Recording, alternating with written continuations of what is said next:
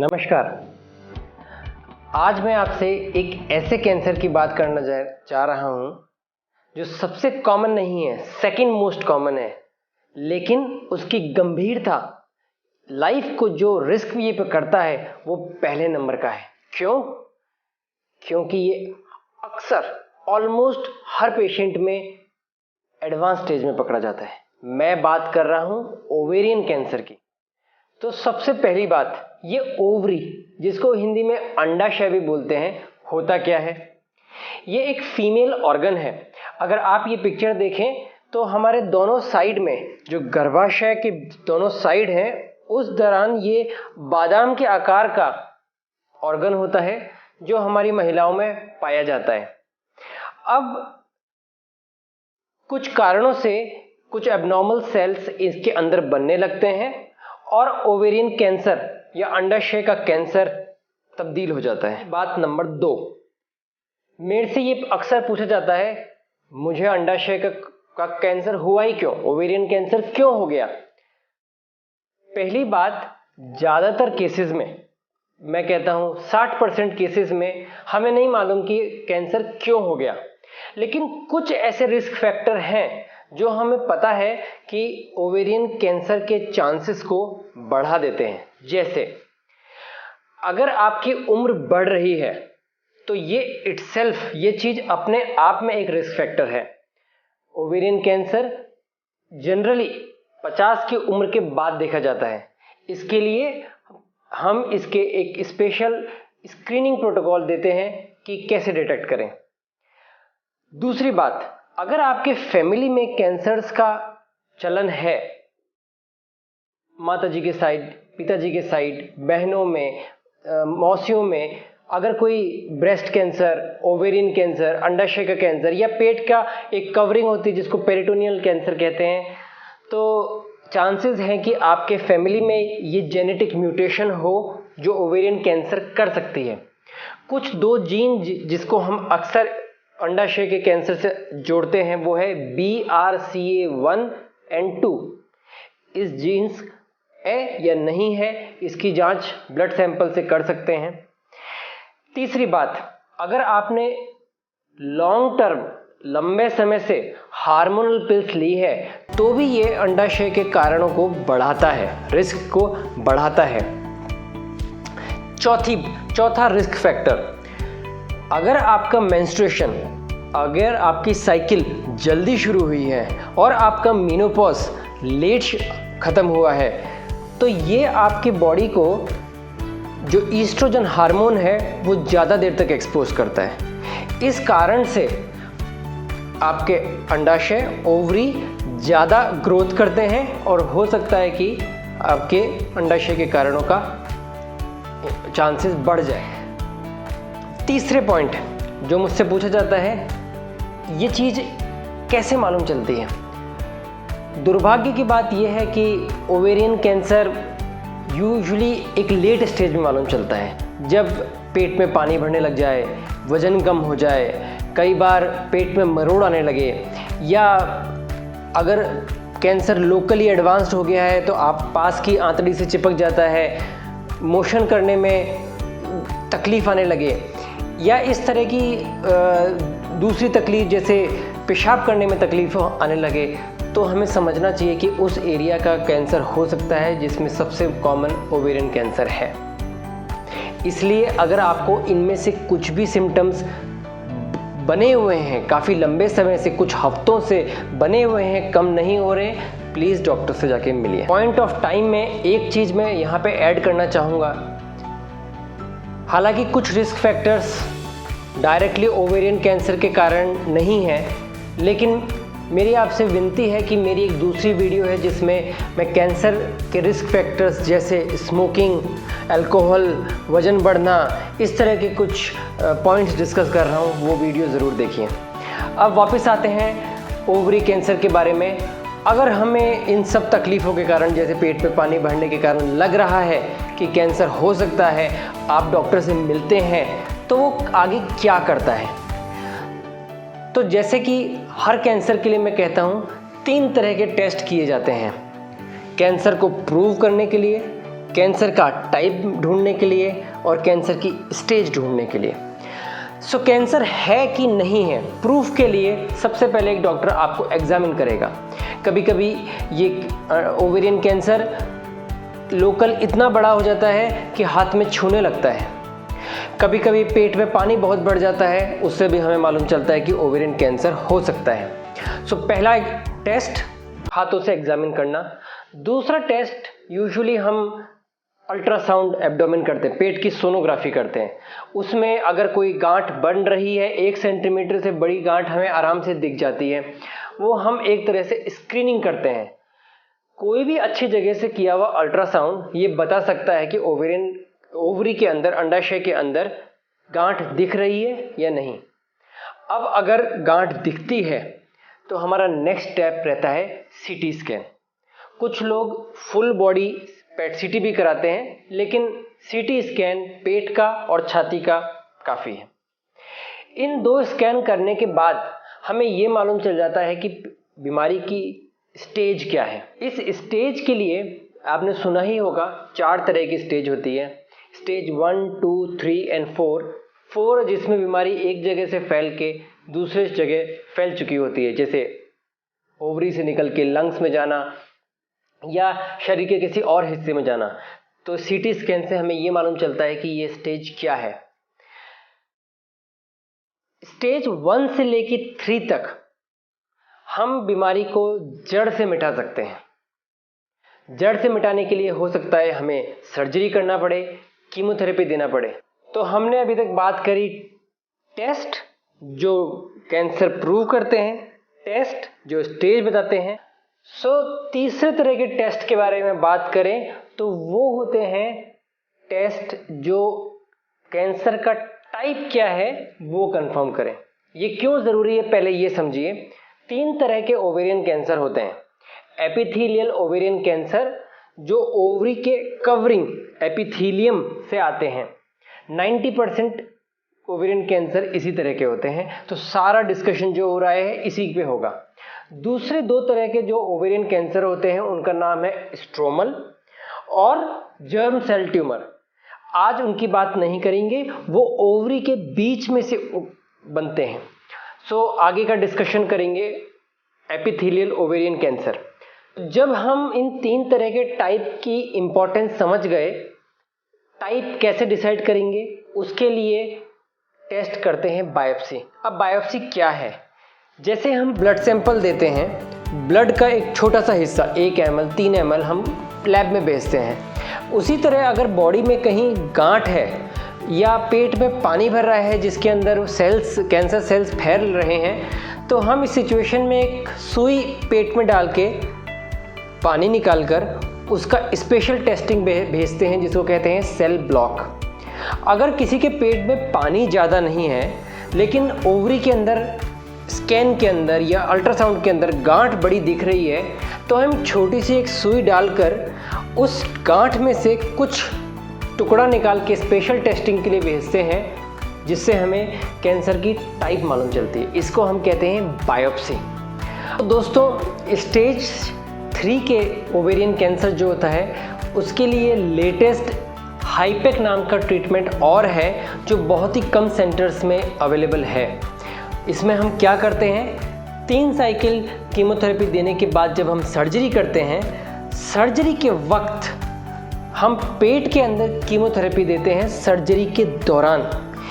इसके द्वारा क्या होता है, अगर सर्जरी के दौरान कैंसर के कोई सेल्स इधर उधर स्प्रेड कर रहे हैं, कीमोथेरेपी डायरेक्टली उस वक्त देने से वो कैंसर सेल्स वहीं मर जाते हैं।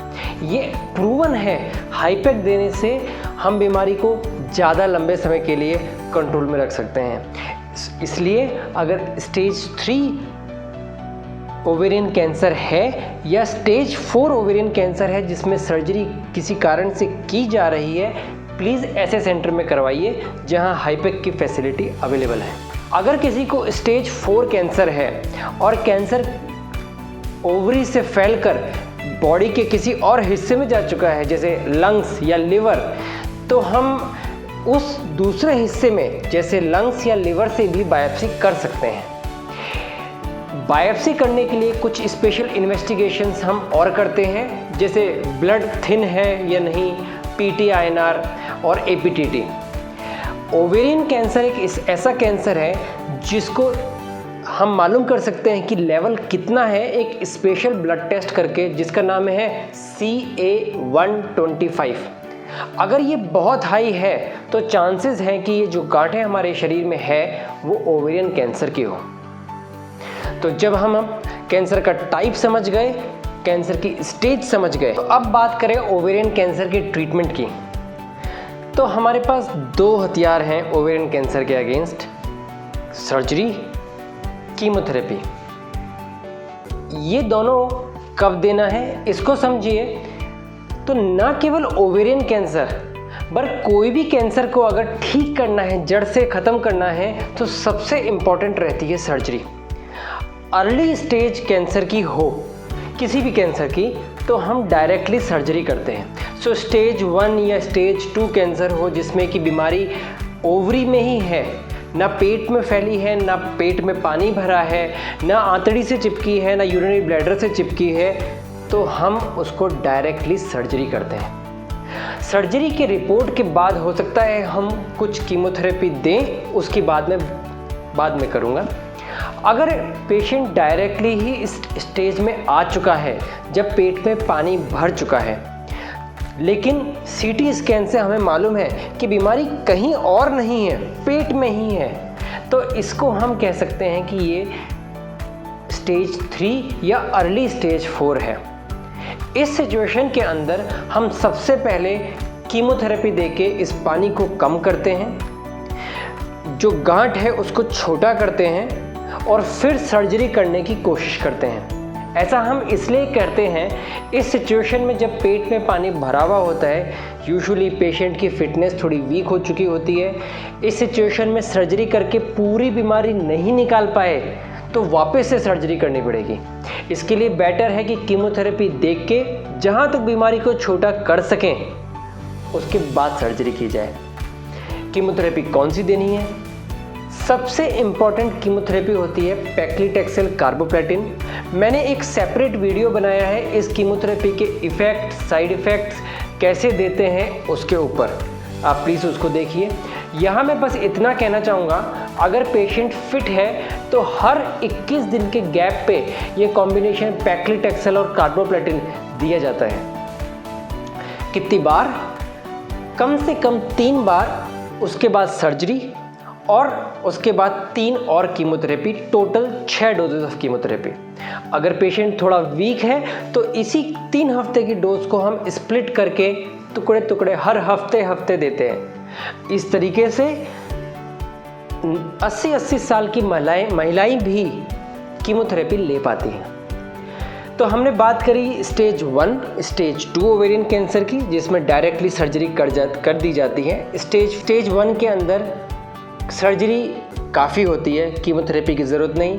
स्टेज 2 में डायरेक्टली सर्जरी करके कीमोथेरेपी दी जाती है।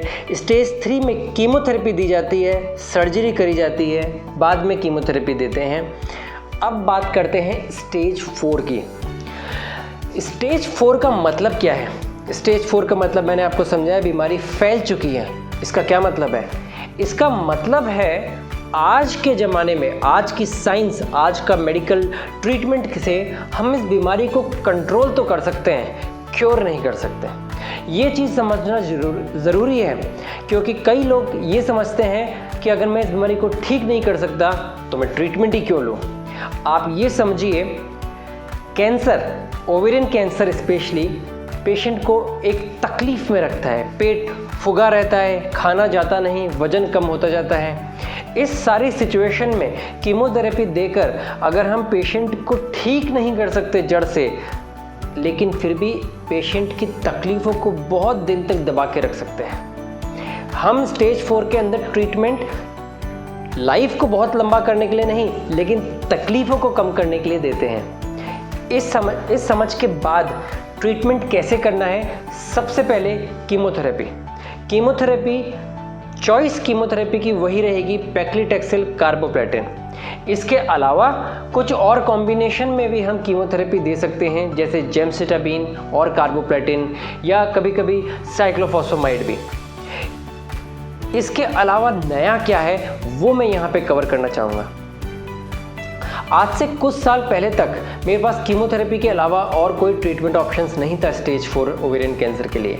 लेकिन आज के मेडिकल फील्ड के डेवलपमेंट के बाद अगर पेशेंट के ब्लड सैंपल्स के अंदर BRCA1 and 2 म्यूटेशन प्रेजेंट हैं, जिसकी बात मैंने शुरू में करी थी, अगर फैमिली के अंदर कैंसर फैल रहा है तो चांसेस ज़्यादा हैं, या ओवरी के जो गांठ है उसके ऊपर भी BRCA1-2 या स्पेशल टेस्ट जिसका नाम है HRD पॉजिटिव है, तो हमारे पास एक स्पेशल टैबलेट है ओलापेरिब, रुकापेरिब, नीलापेरिब, जिसको हम पार्प इनहिबिटर्स बोलते हैं। ये एक कैप्सूल टैबलेट फॉर्म में आती है।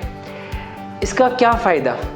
कीमोथेरेपी के बाद इस पार्प इनहिबिटर्स को देने के कारण बीमारी 4 टाइम्स लंबे समय के लिए कंट्रोल में रह सकती है। मैं इसको अलग तरीके से समझाता हूँ। कीमोथेरेपी दिया, उसके बाद अगर हम कोई ट्रीटमेंट नहीं दे तो समझिए अप्रॉक्सीमेटली 6 महीने बीमारी कंट्रोल में रहेगी। पर ये पार्प इनहिबिटर्स देने के बाद वो 6 महीने नहीं 2 साल के करीब कंट्रोल में रहेगी। इसके लिए हर ओवेरियन कैंसर के पेशेंट को BRCA1 and 2 का टेस्टिंग ज़रूर कराना चाहिए। हमने एक तरह के नॉन कीमोथेरेपी ट्रीटमेंट की बात करी, ओलापेरिब। इसके अलावा कुछ और ऑप्शन है क्या? तो दूसरा non chemotherapy treatment option, chemotherapy को छोड़ के हम ओवेरियन कैंसर के लिए क्या कर सकते हैं, उसका नाम है बेवासीजुमैब। बेवासीजुमैब एक तरह का कंपाउंड है जिसके साइड इफ़ेक्ट्स तो मिनिमल हैं ही, लेकिन ये कैंसर को लंबे समय के लिए कंट्रोल कर सकता है। तो हम कीमो के साथ इसको चालू करते हैं और कीमो के बाद इसको मेंटेनेंस की तरह देते हैं। कीमो के जो साइड इफ़ेक्ट जैसे हेयर लॉस और नोजिया, वॉमिटिंग, इस सब से नहीं होता है। तो ये दूसरा कंपाउंड है जो हम ओवेरियन कैंसर के अंदर मेंटेनेंस के रूप में यूज़ कर सकते हैं। इसके ऊपर मैंने एक सेपरेट वीडियो बनाई है, प्लीज़ उसको देखिए। तीसरा कोई टारगेटेड ट्रीटमेंट है क्या? कुछ ओवेरियन कैंसर के अंदर special receptors like oestrogen receptor, progesterone receptor positive हो सकते हैं। उनका स्पेशल टेस्ट है जो हम बायोप्सी के टिश्यू पे कर सकते हैं। अगर बायोप्सी के टिश्यू पे ये टेस्ट पॉजिटिव आए तो टेमोक्सिफेन नाम की गोली भी हम ओवेरियन कैंसर में दे सकते हैं। इस गोली के मिनिमम साइड इफ़ेक्ट्स हैं और कीमत भी ज़्यादा नहीं है। इसके लिए मैं अपने हर पेशेंट का ये टेस्ट भी ज़रूर करता हूँ। यहाँ पे मैं एक चीज़ और कहना चाहूँगा ओवेरियन कैंसर की सर्जरी के बारे में। ओवेरियन कैंसर के ट्रीटमेंट में स्टेज 3 हो या स्टेज 4 हो, अगर सर्जरी अटेम्प्ट करी जाती है किसी भी कारण से, तो ये बहुत ज़रूरी है कि कंप्लीट साइटोरेडक्शन जहाँ तक हो सके मैक्सिमम निकाला जाए। इसके लिए ज़रूरी है कि जो सर्जरी करे एक ज़्यादा बड़े सेंटर पे की जाए, ना कि किसी छोटे सेंटर पे। तो दोस्तों, हमने अभी तक ओवरी कैंसर के बारे में बहुत कुछ सीखा समझा, कैसे प्रेजेंट होते हैं, कैसे उसको डायग्नोस करते हैं और निदान कैसे करते हैं और ट्रीटमेंट कैसे करते हैं। वापस आते हैं बात ओवेरियन कैंसर पे। ट्रीटमेंट हो गया स्टेज 1, स्टेज 2, स्टेज 3 या स्टेज 4 कीमोथेरेपी देकर हमने मेंटेनेंस ट्रीटमेंट पे डाल दिया, या मेंटेनेंस ट्रीटमेंट नहीं है, ऑब्जर्वेशन कर रहे हैं, जो भी ट्रीटमेंट। अब क्या? ये एक कॉमन क्वेश्चन होता है, मेरा ट्रीटमेंट हो गया, अब क्या? What's next? इस सिचुएशन में सबसे इम्पॉर्टेंट चीज़ है रेगुलर फॉलोअप। हम अपने पेशेंट को हर 2 से 4 महीने के बीच में मिलना चाहेंगे। क्यों?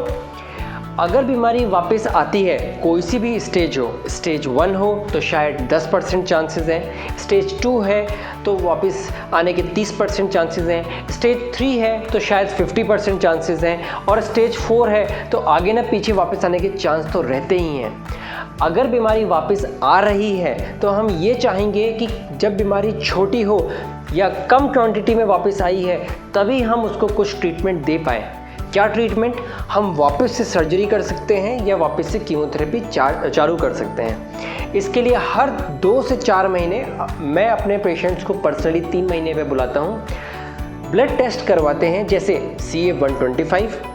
उसके अलावा अगर CA-125 ज़्यादा है तो डेफिनेटली हम अल्ट्रासाउंड या CT स्कैन करते हैं। अगर CA-125 आपकी बीमारी के शुरू में नॉर्मल था तो शायद इस केस में आपको मदद नहीं करेगा और हम डायरेक्टली अल्ट्रासाउंड और CT स्कैन कराते रहते हैं। अगर बीमारी वापस आई है तो हम यही ट्रीटमेंट पैक्लिटैक्सेल कार्बोप्लाटिन दे सकते हैं अगर 1 साल से ज़्यादा गैप हो पुरानी कीमोथेरेपी से। अगर 1 साल से कम गैप है तो हम पैक्लिटैक्सेल कार्बोप्लाटिन के अलावा दूसरे कुछ कंपाउंड दवाइयाँ देना पसंद करते हैं जैसे लाइपोसोमल डॉक्सोरोबिसिन। इन कीमोथेरेपी के बारे में भी मैंने एक सेपरेट वीडियो बनाई है, प्लीज़ उसको देखिए। सो हम वीडियो के लास्ट फेज़ पे आ चुके हैं। इस पड़ाव पे मैं आपसे ये कहूँगा, ओवेरियन कैंसर के लिए सबसे महत्व की चीज़ ट्रीटमेंट तो है ही, उसके साथ जो चीज़ आप कर सकते हैं वो है न्यूट्रिशन। कैंसर पेशेंट और न्यूट्रिशन पे मैंने एक सेपरेट वीडियो बनाई है और डिटेल में। लेकिन जब एक cancer patient, ovarian cancer patient ये लड़ाई लड़ रहा है, पेट में पानी भरा होता है, तकलीफ़ होती है, वो खाना और कम खाता है। इस दौरान अच्छा खाने के नाम पर कई पेशेंट सूप और जूसेस पे शिफ्ट हो जाते हैं। इस वक्त सबसे इम्पॉर्टेंट कैलोरीज़ है। प्लीज़ मेरा दूसरे वीडियो में देखिए कैलोरीज़ कैसे काउंट करनी है। एक पेशेंट के लिए कैलोरीज़ ज़्यादा इम्पॉर्टेंट है। दूसरी बात, इस पानी, कई लोग मेरे पास ये क्वेश्चन लेकर आते हैं, सर पेट में पानी भरा है, इसको हर हफ्ते निकलवाएं, 2 हफ्ते में निकलवाएं या नहीं निकलवाएं? आप ये समझिए, ओवेरियन कैंसर में पानी होना एक आम बात है, लेकिन उस पानी को बार बार निकाल कर हम कैंसर पे कंट्रोल कर लेंगे? बिल्कुल भी नहीं। सो अगर पेशेंट कंप्लेन नहीं कर रहा है, पेशेंट खा पी रहा है आराम से, तो पानी मत निकलवाइए। हर बार जब आप पानी निकलवाते हैं शरीर में से कुछ प्रोटीन कंटेंट कम हो जाता है। इसके लिए बार बार पानी निकलवाने से कोई फ़ायदा नहीं। दोस्तों, अगर आपको मेरे द्वारा दी गई जानकारी उपयोगी लग रही है, ये वीडियो अच्छा लग रहा है, प्लीज़ सब्सक्राइब करिए, लाइक करिए, शेयर करिए। अगर आप चाहते हैं कि किसी और टॉपिक पे भी मैं कैंसर के बारे में जानकारी दूँ, प्लीज़ कमेंट में लिखिए, मैं कोशिश करूँगा जल्द से जल्द डिटेल में आपको बता सकूँ। जाने से पहले इसी टॉपिक के ऊपर ओवेरियन कैंसर में लेटेस्ट एडवांसेस क्या हैं, जिसमें मैं इम्यूनोथेरेपी, हाईपैक, टारगेटेड थेरेपी के बारे में और कवर करूंगा, प्लीज़ देखिए। जय हिंद।